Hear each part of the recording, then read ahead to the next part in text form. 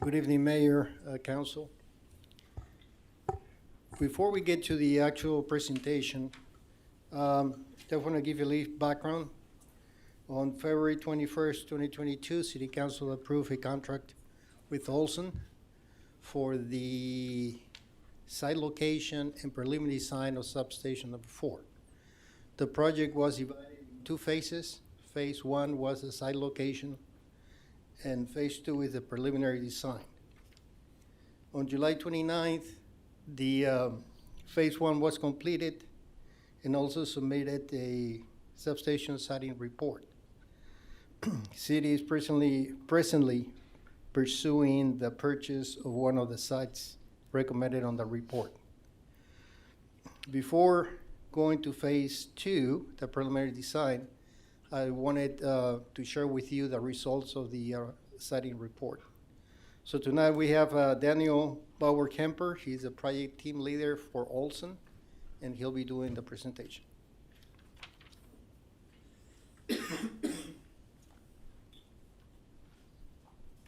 Hello, Mayor, Council.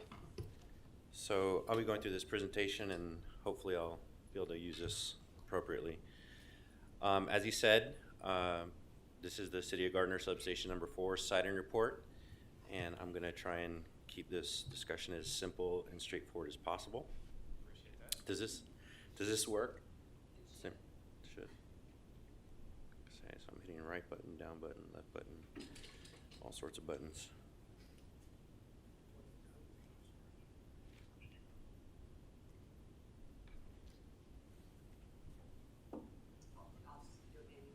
Okay, I'll just give you a thumbs up whenever.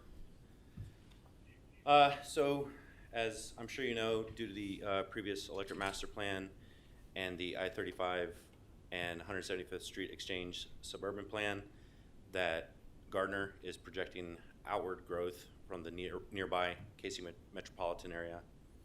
Of course, this will lead to an increase of electric demand for future residential, commercial, and industrial applications. Therefore, the city would be needing a substation to serve these power needs and maintain electrical reliability. I want to emphasize the word reliability for you guys, just to keep that in your head. So a new electric substation will be necessary in this vicinity. The objectives of this siting report were to identify preferred location and 2 alternative locations. And so I'm going to reiterate that the need was already established in the prior 2 studies. This one is for specifically the location. And to identify a suitable site for construction within the review area, to make recommendations for acquisition and preliminary design, and to provide power to an additional area of about 5.7 thousand acres, the growth area. So the existing infrastructure that Gardner has, substations number 1, 2, and 3, the locations should be relatively familiar: northwest of Santa Fe Street and Energy Center, southwest of Main Street and South Moonlight Road, and northwest of 167th Street and Waverly Road.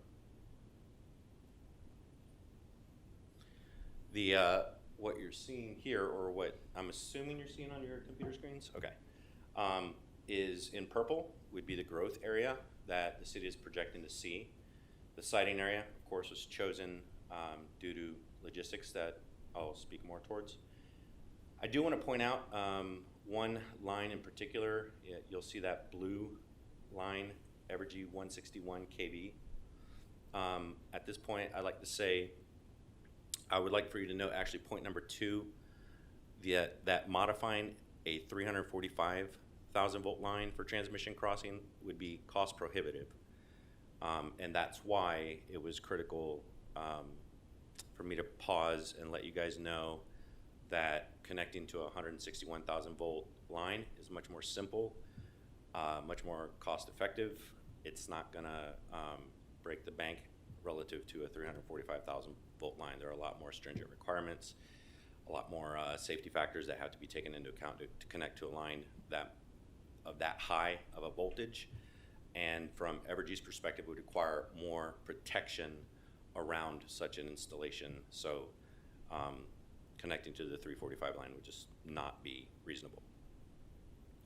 I'd like to point out also, point number one, that there are only radial transmission lines to the south of the growth area. I'm not sure if that word radial matters to you, but the main idea would be that to be on a radial line, in effect, means that it would take one single outage on a transmission line to cause the entire substation to go dark. So that's not the preferred method for the design of a substation, but rather you'd want to be involved in some sort of loop. And that location in the highlighted area is closest to loop type facilities. One in particular allows for the possibility of a future loop design. Next slide, please. So I'll just go through a few of the disadvantages of radially fed substation that would be located south of the growth area. This is why this was completely eliminated. It would be difficult to construct due to dense residential development south of substation number one. There would be pole height restrictions based on the proximity of the airport. You'd have to cross the interstate, and it would possibly cross over under Evergy's existing 161 kV transmission line and require additional permitting. So that's why that was ruled out. Next slide, please. Advantage of interconnection with the existing Evergy 161 within the project area, it increases reliability. That's the primary driver. This is also something that's fleshed out in NERC criteria. The National Electric Reliability Council speaks to that. Being on a radial is the worst case scenario. Being on a single circuit radial, worst case scenario. Being in a loop is a much better and desirable situation. Cost efficiencies in delivering the overarching project without new transmission line builds were something that was considered. Interconnecting with Evergy at another location reduces the dependency on substation number one, substation number two for the city's source of transmission power. Evergy owns a number of distribution lines in the growth area that provides advantages as well. Building new distribution lines from the new substation and tying into the existing distribution facilities is desirable. So if you think of transmission in the terms of the macro grid and distribution in terms of the micro grid or the more residential area, in both cases you want to be able to connect into existing facilities to create loops whenever possible. So whether I say distribution loops or transmission loops, it's the same logical idea. New distribution lines out of the preferred sites that we're looking at can provide, as I said a second ago, redundant back feeds in case of outages at the other three substation locations. We did look at environmental permitting. I'm not an environmental permitter, so I hope you'll have a little grace on me in any particular questions. But I did want to at least include this in the presentation. Wetlands and streams account for less than 1% of the area that we're looking at for the siting of the substation. There may be need for federally threatened long-eared bats. No particular area, no critical area was found within the project area. There were no identified cultural or historical resources. And as far as migratory birds and eagles go, I believe my understanding is that you would still want to do a survey as a proactive measure to be sure that they're not there. But if they were identified once the project moves forward, you were to consult with the USFWS. Substation site criteria. As I mentioned before, the distribution and transmission system outliers are infrastructure that you would want to identify in the proper location or siting. You'd want to make sure that you have access to not simply radial feeds or radial infrastructure, but looped infrastructure. Surrounding land use and zoning is part of the criteria, whether or not it's constructible, if permitting is complex, what are the environmental impacts, what are the land and property rights, the site access and transportation, do you have to build roads or any other heavy infrastructure, and what are the overall construction costs. All these criteria were reviewed during the course of the study.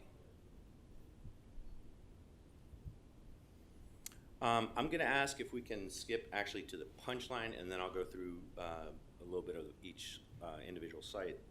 So if we could just fast forward about 4, continue, about 4 more. Keep going, keep going. All right.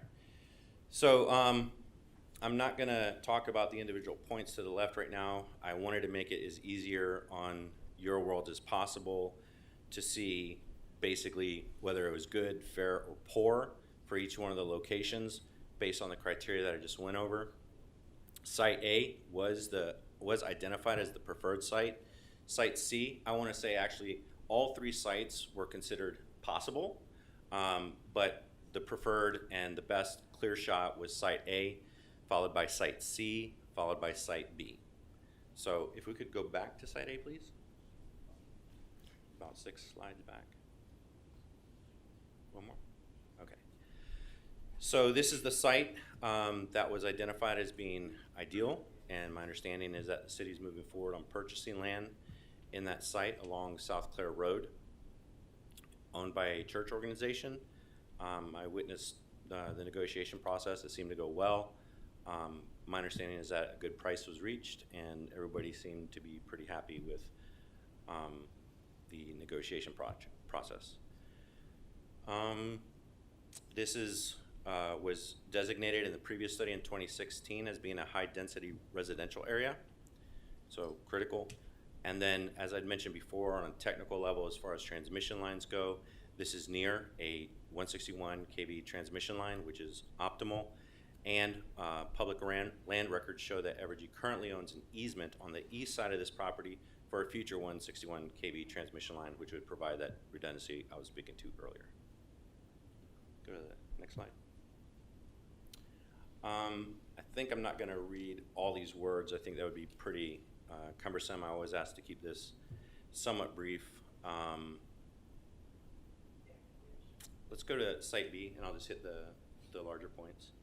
Like I said before, Site B was not found to be particularly wrong. It was located central to the growth area, and there were some designations for light industrial zoning for future use on the land. Next slide, please. I believe some of the issues had to do with the 345 kV transmission corridor and the fact that you would need to do a double circuit over I-35, approximately 0.3 miles. So there's a lot of complexity around that. That was noted in that much more simpler box that we included there a few slides down. If we could go to the next slide, please. The Site C, again, was not particularly bad. There was good topology. It is adjacent to an Evergy 161 line, but unlike Site A does have that future Evergy 161 line purchased easement is on Site A. Site C does not have this. This site is similar to the one recommended in the I-35 and 175th Street. Again, all of these A, B, and C were not bad options. It's just Site A allows for more future reliability without undue stress in trying to attach to a 345 line or to try and find another route to provide a loop. Next slide, please. So I just spoke to Site C. These are some of the details. Some of the there would be moderate distribution infrastructure that would need to be put in place. That reality, as far as the distribution system, is true for all 3 cases. Happens to be that, again, option A does have a very close nearby feeder that was recently built. So right off the bat, there's already infrastructure that can be connected to at Site A for the distribution lines. Next slide, please. As I said before, Site A was deemed as being the optimal location. I would like to add, while it's not in this, it is in the last page of the report, and I hope none of you tried to go through those numbers because they're horrible. I wouldn't want to do that on my off night, but it is an analysis done on the losses that could be incurred. And when I say losses, I mean electrical losses. When I speak to that, I'm talking about power factor. And what I'm basically saying is you don't want extremely low voltages. You don't want sags. You don't want an overabundance of voltage. You want your voltages to be as close to 120 as you can at your home. That's what I mean by power factor. And the study did show that Site A would also have zero problems as far as power factor goes. So the optimal level of energy would be provided, so according to the models. Yes, sir. Right. Any questions, or do I need to? Thank you. We might see if council has any questions.